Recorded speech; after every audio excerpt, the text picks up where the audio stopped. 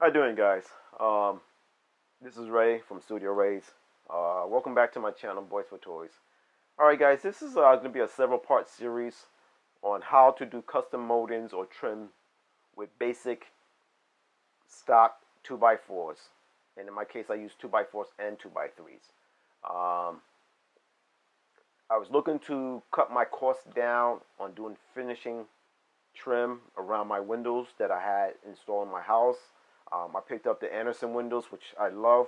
And if you've been following my channel and been following my pretty much home improvement video vlog, I've been documenting all the work I've been doing in my house, and I'm sharing that information with you guys for, again, to give you guys ideas and express my experience with my contractors and my projects and what to look out for and my mistakes and my successes. This is a project I decided to take on and document it for you guys and share. I believe information is power, and the more information we have and we can see other people doing it, it makes us better in the community. Again, uh, I got the whole house done. I got all my windows done, and a part of getting my house done, my contractor is great. He did all the outside work. The inside project I left to myself. All right, because again, trying to save money. Um, I had about 12 windows, say 8 windows. I have to complete indoors with plastering, drywall, painting, and window trim. And pretty much I did that all myself. So I'm bringing the trimming to you and show you what I did to save money. And I decided to go with basic 2x4s and getting a custom molded.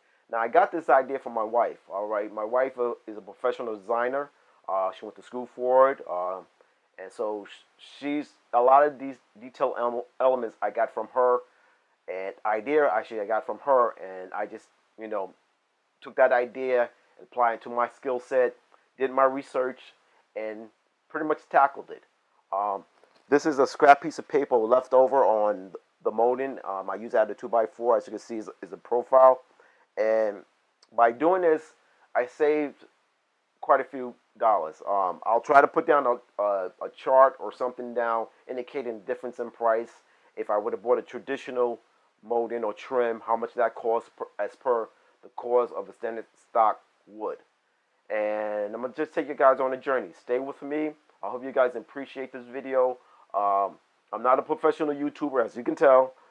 This is information I'm just trying to put out there, and the more I do this type of videos, the better I become. Just like anything. Practice, practice, practice makes you better. So guys, subscribe to the channel. Give me a thumbs up. Give me a thumbs down. Tell me what I'm doing wrong. Tell me what I'm doing right. And if you appreciate this type of content. I'm just sharing it with the world to help my fellow man. All right? Or women. All right? I hope you guys appreciate this. This is Studio Rays. And I call it Studio Rays because I have 2 boys named after me. And they got their own little playlist also, and they're into it. So this is the age of the YouTube and information, and I'm proud to be a part of it. So guys, again, smash that like button, subscribe to the channel, stay with me, and I hope you appreciate it. I'm going to go through everything I've done and show you the successes and also the mix-ups, or I said the things I've learned in doing this project, and I hope it can help you. So again, stay with me. Thank you for joining me. And let's get into the video. All right, guys. This video is gonna be about how to make custom modems just using two 2x3s and two 2x4s. All right. I'm doing custom modems around my windows, and I decided to use this. This only works well. It's only ideal if you plan on painting your molding, which we are. So instead of me buying the already prefab moldings that traditionally go around windows, I decided to do a custom one. Uh, this one's going to be actually the molding right here with a reveal, and this here is my build-up stock, I can call it, to fill in the gap between the windows. So take uh, let's take a look on what I did already in my 2 boys room, and then I'll show you how I did this. All right, now you're gonna need some specialized tools to do this.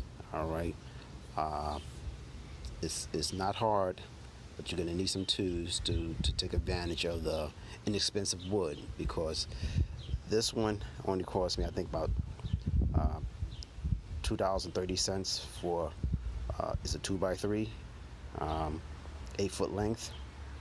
So $5 for this one, and this is probably, let's say, $3, so $6. So five, six, $11 to make custom moldings. All right. Again, these are 8 foot lengths, so it's a lot cheaper to use this type of wood than using the traditional window casing, door casing type of moldings, because they charge you per linear foot. I believe it's per foot. So yeah, so let's take a look at it. I'll show you how I'm doing it. I'm gonna do most of the time lapse. I'll pause and let you know. And again, if you got some basic tools, which we'll go over, you can do it yourself and save some money on your molding. All right, let's check it out, guys. Here we go. This is what I'm dealing with now. This is my bedroom right here, and I'm processing and putting custom molding up here, just using 2x3s and 2x4s. This is what I had earlier. Again, I got Andersen windows put in, but they're a little smaller, so I had to remove the old molding that was originally covering the window.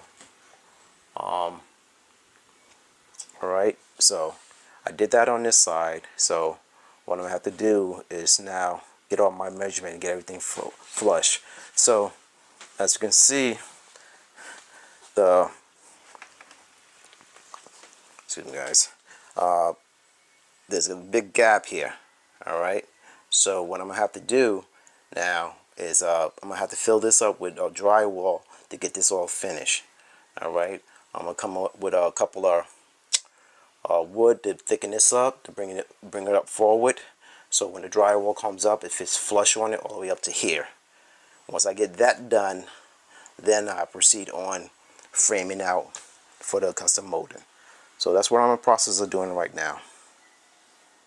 Okay, guys, as you can see now, I end up putting like a piece of scrap, 1-inch piece of wood here with a couple spacers to bring it out, because I have to make this as flush as possible to existing drywall. So when I put my patch of drywall in this point, it's going to take up this whole point right here. All right, to fill that in.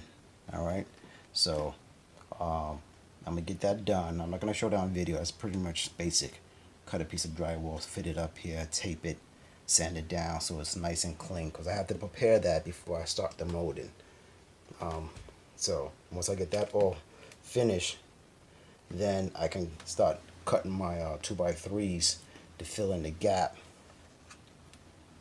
between here, from here to here. My 2x3s is going to be fitting to give me that thickness when it comes out. All right.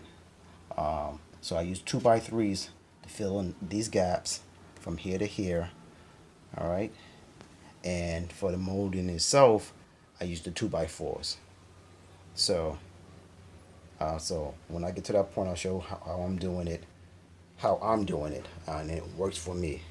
All right. You may find other methods on doing it, but I figured this was the easiest for me and my skill set, and accomplishing again the look that I want.